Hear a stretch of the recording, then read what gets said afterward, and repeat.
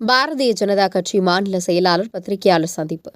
திருவள்ளூரில் உள்ள பாரதிய ஜனதா கட்சி அலுவலகத்தில் பாஜக மாநில செயலாளர் அஸ்வத்தாமன் பத்திரிகையாளர் சந்திப்பில் காங்கிரஸ் கட்சியின் பொய்யான வாக்குறுதிகள் குறித்து பேட்டியளித்தார். எஸ்சி, எஸ்டி, ஓபிசி பிரிவினருக்கு கிடைக்க வேண்டிய சலுகைகளை காங்கிரஸ் இஸ்லாமியர்களுக்கு வழங்க வேண்டும் எனவும், நம்முடைய சொத்துக்களை பிடுங்க வேண்டும் என்று காங்கிரஸ் தேர்தல் வாக்குறுதி இருப்பதாகவும், ஆனால் அம்பேத்கர் காட்டிய இடஒதுக்கீட்டை தவறாக பயன்படுத்தி சாதாரண மக்களிடம் இருக்கிற தங்கம் உள்ளிட்ட சொத்துக்களை பகிர்ந்தளிக்க வேண்டும் என்ற நோக்கத்துடனும், ஏதேனும் கலவரங்கள் நடக்கும் பட்சத்தில் அதை இந்துக்கள் மீது மட்டுமே வழக்கு போட முடியும், இஸ்லாமியர்கள் மற்றும் கிறிஸ்தவர்கள் மேல் வழக்கு போட முடியாது என்ற கொள்கை 2013 கொண்டு வந்தவர்கள் காங்கிரஸ் கட்சியினர். இந்த சட்டத்தின்படி பாதிக்கப்படுபவர்கள் இந்துக்களாக தான் இருப்பார்கள், இஸ்லாமியர்களோ கிறிஸ்துவர்களோ இல்லை என்பது அவர்களின் நோக்கமாகும். 2006 மன்மோகன் சிங் கூறுகையில், இந்தியாவின் சொத்துக்களுக்கு இஸ்லாமியர்களே முன்னுரிமைதாரர்கள் என்று கூறியுள்ளார். மோசமான மதவாத அரசியலை காங்கிரஸ் உட்படுத்த நினைக்கிறது. எஸ்சி, எஸ்டி, ஓபிசி மக்களுக்கு வழங்க வேண்டிய சொத்துக்களை இஸ்லாமியர்களுக்கு வழங்க வேண்டும் என்று காங்கிரஸ் உட்படுத்தியது. அம்பேத்கரின் ரிசர்வேஷன் தத்துவத்தின்படி உச்சநீதிமன்றம் தலையிட்டு தடைப்படுத்தியது. 2,33,00,000 இஸ்லாமியர்களுக்கு நரேந்திர மோடி உதவித்தொகை, கல்வி உதவித்தொகை கொடுத்துள்ளார். ஹஜ் பயணத்திற்கு ஆண்களுக்கு நிகராக பெண்களும் போகலாம் என்று பிரதமர் மோடி உறுதிப்படுத்தியுள்ளார். எனவே காங்கிரஸ் ஓட்டு வாங்கி தவறான பொய்யான வாக்குறுதிகளை அளிப்பதாக மாநில செயலாளர் அசத்தாமன் பத்திரிகையாளர் சந்திப்பில் கூறினார். இதில் மாவட்ட தலைவர் அஸ்வின்குமார், பொதுச் செயலாளர் கருணாகரன், பொருளாளர் மதுசூதனன், மாவட்ட செயலாளர் மணிகண்டன், ஊடகப் பிரிவு மாவட்ட தலைவர் நாகராஜ் ஆகியோர் பங்கேற்றனர். அம்பேத்கர் கமிட்டியோட ரிப்போர்ட்டை தூக்கி குப்பத்தொட்டில் போட்டது காங்கிரஸ். அதன் பிறகு பாரதிய ஜனதா கட்சியினுடைய ஆதரவு இருந்த அரசாங்கங்கள் தான் விபி சிங்காக இருக்கட்டும், இல்லை மொரார்ஜி தேசாய் அவர்களாக இருக்கட்டும், அவங்க தான் இந்த ஓபிசிக்கான இடஒதுக்கீட்டை கொண்டு வருவதற்கு காரணமாக இருந்தார்கள். ஆகையால் இப்போ இவர்கள் பேசுகிற இந்த சொத்துக்களை பரவலாக்குவது, அது மட்டும் இல்லாமல் இப்பொழுது கிடைத்து கொண்டிருக்கிற இடஒதுக்கீட்டை இஸ்லாமியர்களுக்கு பறித்து கொடுப்பது, அதாவது நம்முடைய பிற்படுத்தப்பட்ட மக்களுக்கும் ஒடுக்கப்பட்ட மக்களுக்கும் கிடைக்கக்கூடிய அதை பறித்து கொடுப்பது அப்படிங்கிறது மிகவும் ஆபத்தான ஒரு அரசியலாக இருக்கிறது. ஒரு வாக்கு வங்கி அரசியலுக்காக, ஒரு ஓட் பேங்க் பாலிடிக்ஸ்க்காக அண்ணல் அம்பேத்கர் காட்டிய ஒரு இடஒதுக்கீடு என்கிற தத்துவத்தையே சிதைக்கிற வகையிலும், அது மட்டுமல்லாமல் ஒவ்வொரு சாதாரண குடும்பங்களிலும் இருக்கிற சொத்துக்களை கணக்கிட்டு, அங்கே இருக்கிற தங்கம் முதற்கொண்டு மற்ற சொத்துக்களை எல்லாம் கணக்கிட்டு அதை நாங்கள் எல்லோருக்கும் பகிர்ந்தளிக்க போகிறோம் அப்படிங்கிற விதத்திலும் இவர்கள் சொல்லுகிறது தத்துவம் என்பது, இவங்க சொல்கிற அந்த ஐடியாலஜி அப்படிங்கிறது ரொம்ப ஆபத்தான ஒரு விஷயமாக இருக்கிறது. மக்கள் இதனால் மிகவும் அச்சப்பட வேண்டிய ஒரு சூழ்நிலை இருக்குது. ஏன்னா இது ஏற்கனவே இவங்க பண்ணியிருக்காங்க. ஒரு கலவரம் நடக்குது அப்படின்னு சொன்னால், மாற்றி சொல்லிட்டுன்னா, இந்துக்கள் மேலே மட்டும்தான் போட முடியும், கிறிஸ்தவர்கள் மேலேயும் இஸ்லாமியர்கள் மேலேயும் போடவே முடியாது, எஃப்ஐஆரே போட முடியாது. அப்படிங்கிற ஒரு அடிப்படையில் அந்த மாதிரி ஒரு சட்டத்தை, கம்யூனல் வயலன்ஸ் பில் அப்படிங்கிற ஒரு சட்டத்தை கொண்டு வந்தவங்க தான் 2013 இந்த காங்கிரஸ். அப்படிப்பட்ட காங்கிரஸ், அதாவது ஒரு கலவரம் நடக்குதுன்னா குற்றவாளிகளாக யார் இருப்பாங்களாம்? இந்துக்கள் தான் குற்றவாளிகளாக இருப்பாங்களாம், கிறிஸ்தவர்களும் இஸ்லாமியர்களும் பாதிக்கப்பட்டவர்களாக தான் இருப்பாங்க. அதான் அந்த சட்டம் கொடுக்குற வரையறை. 2013 காங்கிரஸ் கொண்டு வந்த சட்டம். இப்படிப்பட்ட ஒரு சட்டத்தை கொண்டு வந்தவர்கள் 2006 மன்மோகன் சிங் அவர்கள் பேசும்போது ரொம்ப தெளிவாக ஒரு விஷயத்தை சொல்கிறாரு. இந்த தேசத்தினுடைய சொத்துக்களுக்கு முன்னுரிமைதாரர்களாக இருப்பவர்கள் இஸ்லாமியர்கள், குறிப்பாக மைனாரிட்டிஸ், அதில் குறிப்பாக இஸ்லாமியர்கள் அப்படிங்கிற ஒரு விஷயத்தை மன்மோகன் சிங் சொல்கிறார்.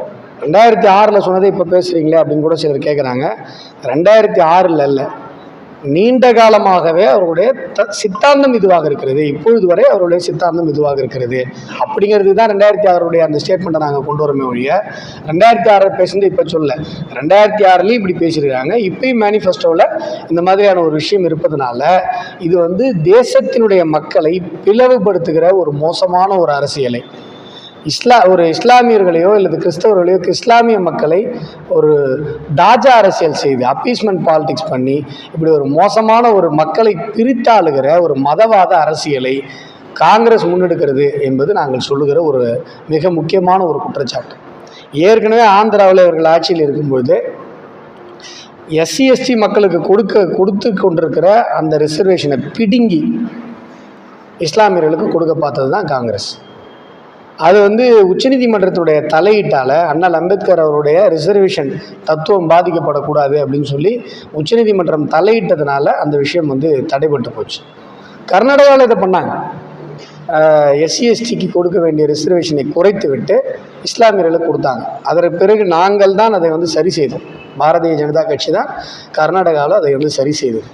ஆகையால் இந்த 50% ஸ்லாப் அப்படிங்கிறதைய இவங்க மாற்றிட்டு இதை அப்பீஸ்மெண்ட் பாலிட்டிக்ஸ்க்காக இஸ்லாமியர்களை தாஜா செய்யணும், அந்த ஓட் பேங்கை வாங்கணுன்றதுக்காக நம்முடைய அருமையான இந்த இடஒதுக்கீடுங்கிற தத்துவத்தையும் அது மட்டும் இல்லாமல் உழைத்து நாம் சேர்த்து வைத்திருக்கிற சொத்துக்களையும் பரவலாக்குகிறோம் அப்படிங்கிற ஒரு பேரில் மக்களிடமிருந்து சொத்துக்களை பிடுங்குகிற ஒரு விஷயத்தையும் இவர்கள் தங்களுடைய வாக்குறுதிகளாக கொடுத்திருப்பது என்பது மிகவும் ஆபத்தானது. அதை நரேந்திர மோடி அவர்கள் வெளிக்காட்டிருக்கிறார்.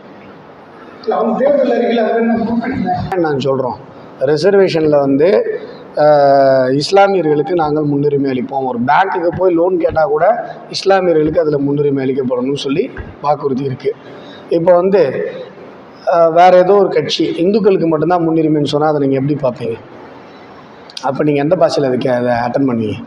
ஆனால் இஸ்லாமியர்களுக்கு அப்படின்னு சொல்லும்போது இஸ்லாமியர்களுக்கு செய்கிறதுல எந்த பிரச்சனையும் இல்லை. இப்போ நரேந்திர மோடி செஞ்சது மாதிரி இஸ்லாமியர்களுக்கு யாருமே செய்யலை. 2,33,00,000 பேருக்கு ஸ்காலர்ஷிப் கொடுத்துருக்காரு. ஐஏஎஸ் ஐபிஎஸ் இன்றைக்கு அதிகமாக ஸ்காலர்ஷிப் வாங்குறவங்க இந்துக்களை விட இஸ்லாமியர்கள் கொடுத்துருக்குறாரு. ஒரு கையில் குரானை வச்சுக்கோங்க, இன்னொரு கையில் லேப்டாப் வச்சுக்கோங்க, படித்து மேலே வாங்கன்னு சொல்லி படிக்கிற பசங்களுக்கு அவ்வளோ ஸ்காலர்ஷிப் கொடுக்குறாரு. இன்றைக்கு ஹஜ் பயணம் கடந்த 10 ஆண்டுகளில் அதிக எண்ணிக்கையிலான இஸ்லாமிய சகோதரர்கள் ஹஜ் பயணம் போயிருக்காங்க.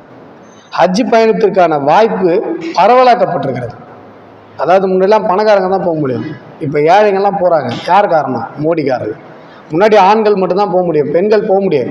இன்றைக்கு பெண்கள் போகிறாங்க. பெண்கள் போகணுன்னா கூட ஒரு ஆண் துணை இருக்கணும். இப்போ அது இல்லாமல் பெண்கள் தனியாக கூட போக முடியுன்ற ஒரு சூழ்நிலையை நரேந்திர மோடி அவர்கள் ஏற்படுத்தி கொடுத்துருக்கிறார். அது எல்லோருக்குமான வளர்ச்சி, எல்லோருக்கும் ஒரு அரசு செய்வதற்கான அடையாளம். ஆனால் வாக்குறுதியிலே நான் எல்லார்ட்டையும் பிடிங்கி நான் சொத்தை கொடுப்பேன்னு சொல்கிறதும், எல்லார்ட்டையும் பிடிங்கி நான் ரிசர்வேஷனை கொடுப்பேன்னு சொல்கிறதும் அப்பீஸ்மெண்ட் பாலிடிக்ஸ், தாஜா அரசியல். இதைத்தான் நாங்கள் எதிர்க்கிறோம். சந்தேஷ் காலியை பற்றி அவனும் பேச மாட்டாங்களே.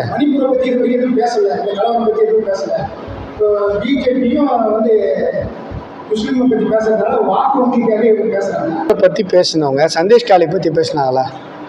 நாங்கள் மணிப்பூரையும் பேசுகிறோம், சந்தேஷ் காலியும் பேசுகிறோம். ஆனால் இங்கே மணிப்பூருக்கு பதறினவங்க வாயிலையும் வயிற்றுலையும் அடிச்சுன்னு அழுதவங்க சந்தேஷ் காலியை பற்றி பேசவே இல்லையா சார்? சந்தேஷ் காலியில் நடந்தது நேரடியான ஒரு மனித உரிமை மீறல். அங்கே எஸ்சி எஸ்டி மக்கள் நேரடியாக பாதிக்கப்பட்டாங்க. பெண்கள் நேரடியாக மானபங்கப்படுத்தப்பட்டாங்க. நீங்கள் மணிப்பூரில் இருக்கிறதுக்கு உங்களுக்கு 1000 டிஸ்பியூட்டட் கொஸ்டின் ஆஃப் ஃபேக்ட்ஸ் இருக்குது. நீங்கள் ஒன்று சொல்கிறீங்க, அவர் ஒன்று சொல்கிறார், இவர் ஒன்று சொல்கிறார். ஆனால் சந்தேஷ் காலியில் என்ன நடந்ததுன்றதில் யாருக்குமே டிஸ்பியூட்டடே கிடையாது. அங்கே என்ன நடந்தது அந்த மக்களே சொல்கிறாங்க. சந்தேஷ் காலியை பற்றி இங்கே யார் பேசினா? அப்போ ஒருதலை பட்சமாக நான் பேசுவேன், நான் இங்கே ஒன்று பேசுவேன், அங்கே ஒன்று பேசுவேன்னா அதை எப்படி எடுத்துக்க முடியும்? மணிப்பூரில் கலவரம் கட்டுப்படுத்தப்பட்டதா இல்லையா? ஆமாம், கட்டுப்படுத்தப்பட்டது. இராணுவம் அங்கே அனுப்பப்பட்டதா? அங்கே கலவரம் கட்டுப்படுத்தப்பட்டிருக்கிறதா? ஆமாம், கட்டுப்படுத்தப்பட்டிருக்கிறது. ஒரு அரசாங்கம் வேற என்ன செய்ய முடியும்?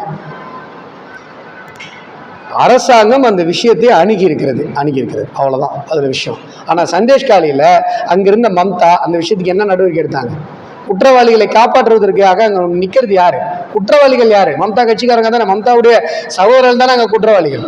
அங்கே என்ன நடவடிக்கை எடுத்தாங்க? அது ஏன் எந்த ஊடகங்களும் பேசலை?